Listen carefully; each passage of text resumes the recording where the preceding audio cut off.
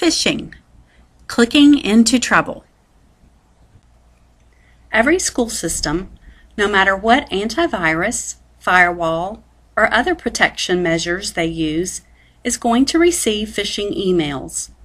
If not handled properly, these emails are potentially very harmful to the school system and its stakeholders.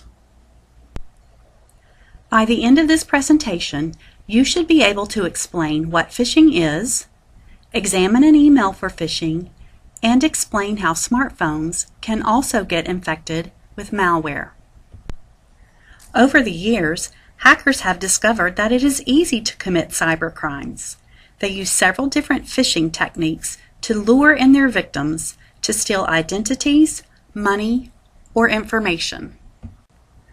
If you click on a link containing ransomware, it will encrypt all the files on your machine so you can no longer use them, and ask you to pay a ransom in order to get your files released.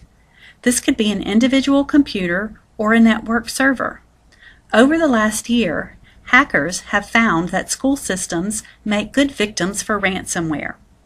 One reason is because we have so many email addresses in our system that we can help them spread their ransomware to more and more victims. The other reason is because we use our data, such as iNow, daily and cannot do without it. Hackers have also devised clever ways of causing our devices to click on ads in order to make them money. One of the largest Android hacks does this. The owner of the device doesn't even see this happening on their phone, but behind the scenes, the device is clicking on ads, and each time the hacker is being paid. This can slow down your device, use up your data plan, or even end up giving you a browsing history you wouldn't want to be associated with.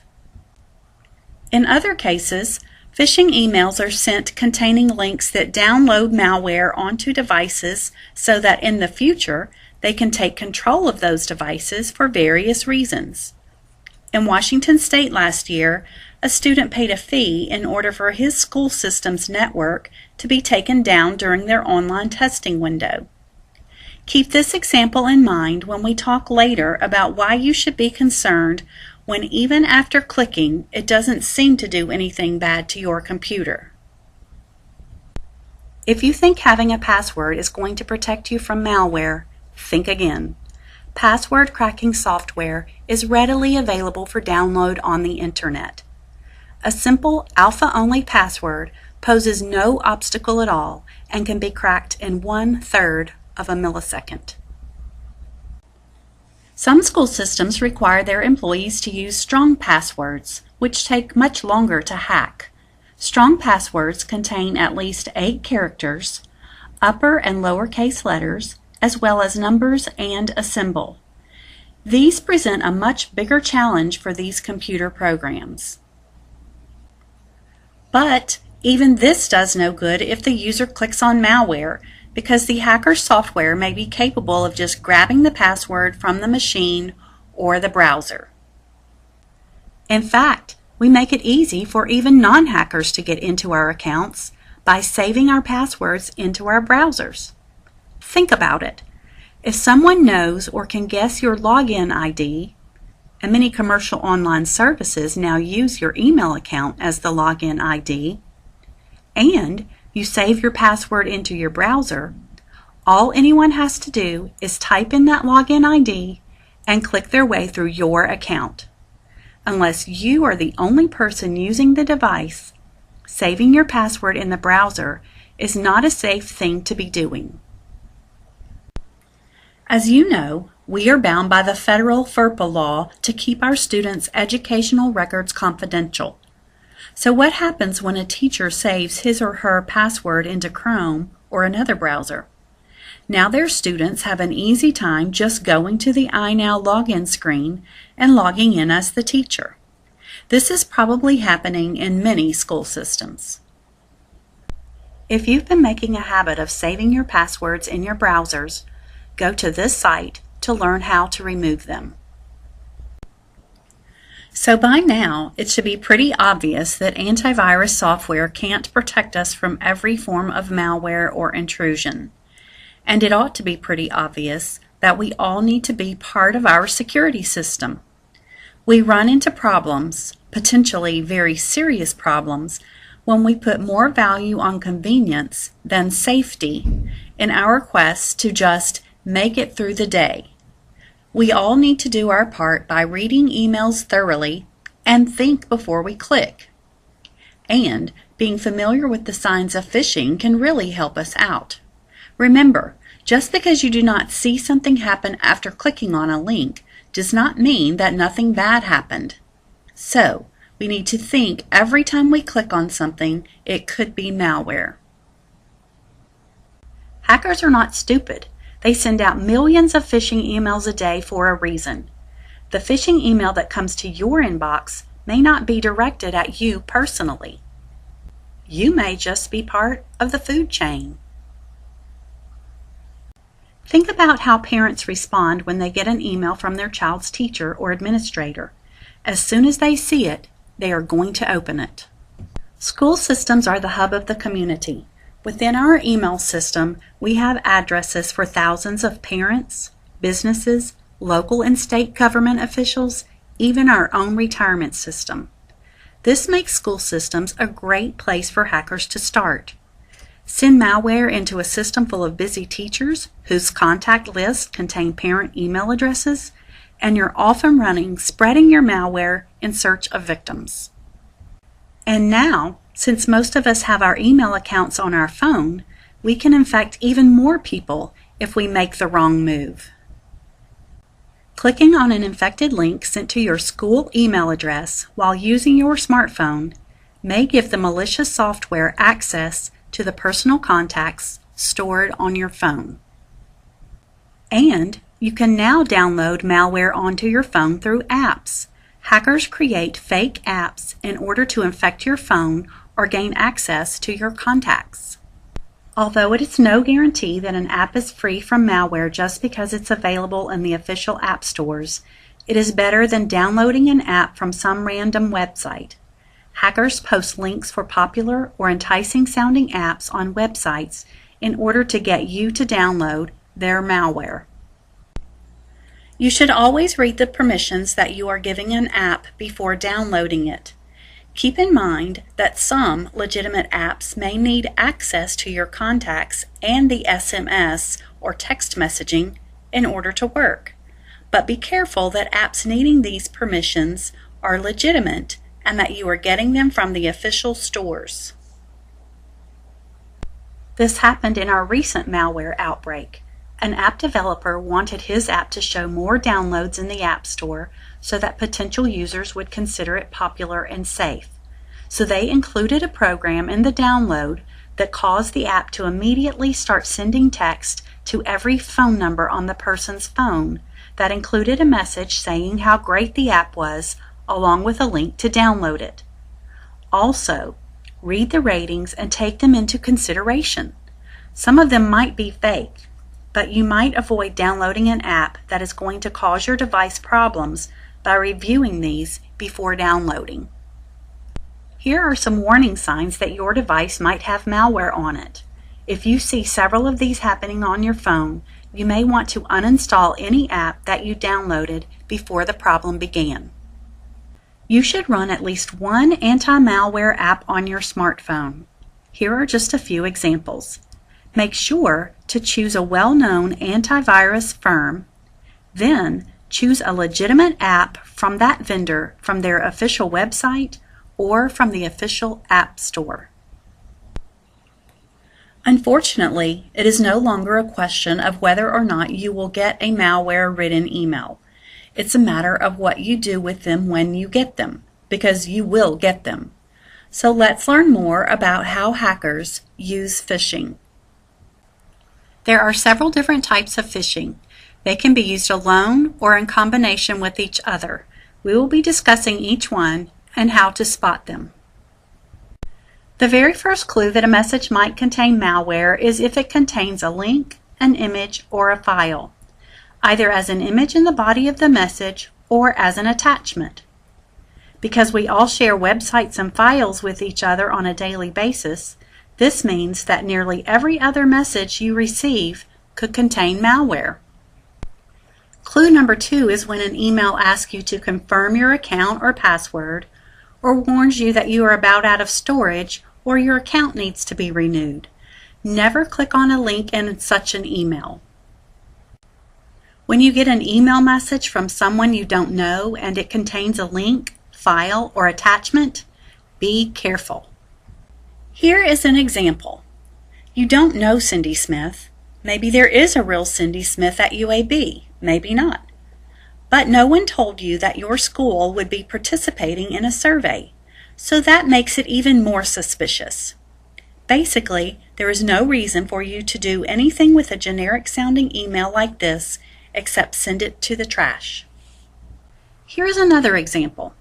While we were developing this presentation, one of our staff members actually received a message like this. She had been in Birmingham recently but had parked in a parking garage, paying as required. In this message, the hacker expected her to either click on the link or on the ticket, but she was too smart for that and deleted the email. Clue number 4 is when you get an email from someone you do know. It claims you need to take action right away. Hackers want you to click before thinking. A generic sounding email is another clue.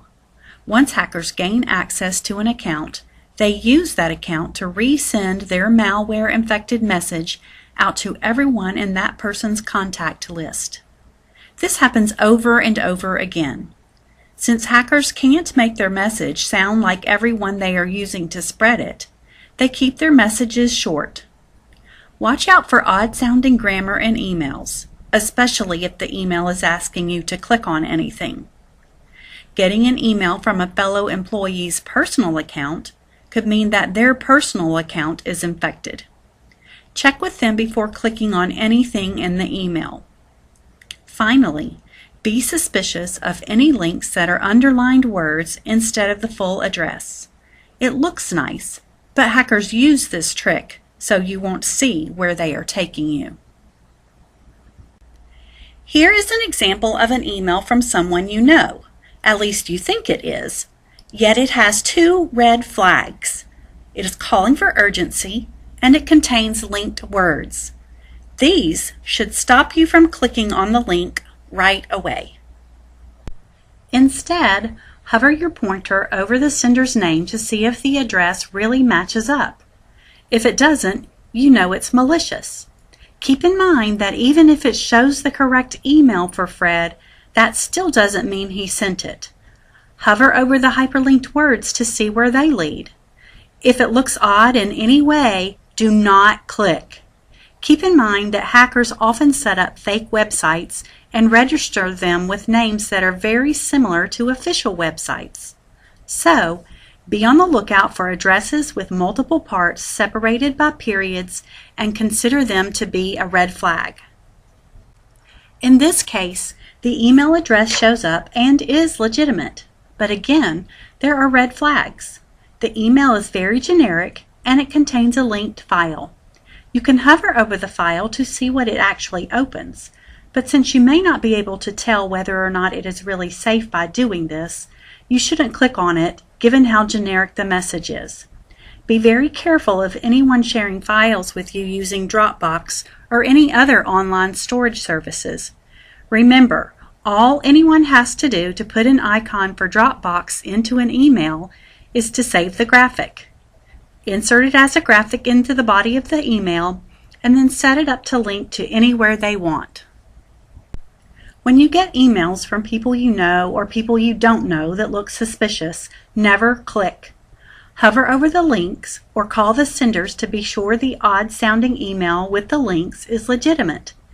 Keep in mind that just sending a reply email asking if it's legitimate won't work. If the hacker has compromised the account and is logged in, he or she will simply email back telling you that, of course it is. You also have to watch out for emails from companies and organizations, especially when they sound urgent. They are referring to something you didn't order or don't have services for. Keep in mind also that many online companies such as Dropbox and LinkedIn have been hacked. So the hackers now have the list of all the users. So even if you have an account with the company that appears to be sending you an email, be careful. If it doesn't sound right, then don't click on any links in the email. Hackers clone or make exact replicas of official company emails in order to trick their victims. Then they replace the legitimate links with links that will lead to malware. Recently, messages that looked like they were from FedEx were circulating. Before even considering the fact that they didn't have a FedEx account or weren't expecting a package, users clicked on the messages. Some of these ended up downloading ransomware. Instead of clicking on links in these unexpected emails, go to the official website by typing in the URL, not clicking on the link in the email. Then log into your account. Remember, hackers are good programmers and can easily create a fake website that looks just like the company. If you go to a fake site by clicking on the link and then type in your username and password, you have just given the hacker the keys to your account. Spear phishing is used to get access to someone or something in particular. It takes a little more work than just sending out generic emails containing malware links, but the payoff can be huge. There's nothing hard about researching a potential victim these days. Hackers can start with official company websites and then move on to social media to find out even more about their intended target. They will then use this information to send the potential victim enticing emails aimed at getting their passwords. Once they can log in as their victim, they can use the account to get confidential information or to send emails to others asking for confidential information. Spear phishing attacks can have various serious consequences. In 2016, 2 Alabama companies fell victim to such an attack. In both cases, people in the payroll department received emails from high-ranking officers asking for the W-2 forms of all employees. Believing these were official emails, both employees sent the W-2 forms. But of course, they went to the hackers who now could steal the identity of all employees. Your IT department should let you know what to do when you encounter a message you think contains malware. They may want you to forward it to them. They may want you to call them. Or they want you to just send it to trash. If you get a message that looks suspicious and it is from someone else in your system, most IT departments are going to want you to report it to them immediately. This can indicate that one or more fellow employees have compromised accounts. Your IT department will want to have these users change their passwords and will also be checking to see if the malware is spreading rapidly. In this case, picking up the phone and calling the IT department could mean the difference between snuffing out a small fire versus dealing with one too big to extinguish. Remember, you are connected to parents and the broader community. You do not want to send them malware. School systems are the hub of the community, and even a small malware event can end up affecting thousands of people in the community, including friends and family, if steps are not taken to prevent it. I hope you learned something today about phishing and malware that you didn't already know, and I hope what you learned will help you protect yourself, your friends, your family, and our school system from future attacks. Thank you for your time.